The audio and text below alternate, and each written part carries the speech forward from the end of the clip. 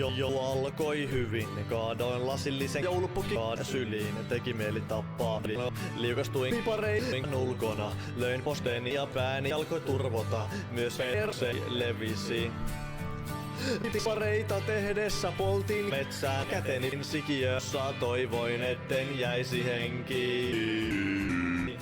Ei oo massi ees ostaa, mafia ja joulupuppu käskee painoa. Mitä minä teen? Vois vetää mantelin sieluni. Niin sielu on tykämpy musta eli maistuu kun siinä os kustaa. Joulupukki päälle astuin, housuni nähden vierani kastuin. Jouluvaloista tonnin lasku, joulukortistakin tuli sähköisku.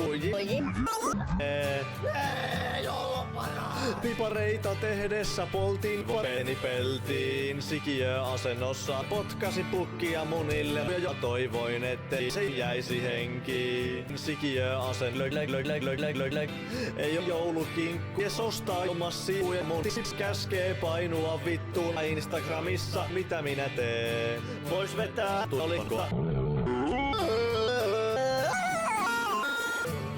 Kusta koristellessa meni joulupallo. Poikki ulosottomiehet paloi. Sairaalan matkalla heräsin ojasta kämppääni. Unohtui ja joulutortut paloi. Lopulta päätin ostaa puki, mut ei oo massi, joten voi vittu.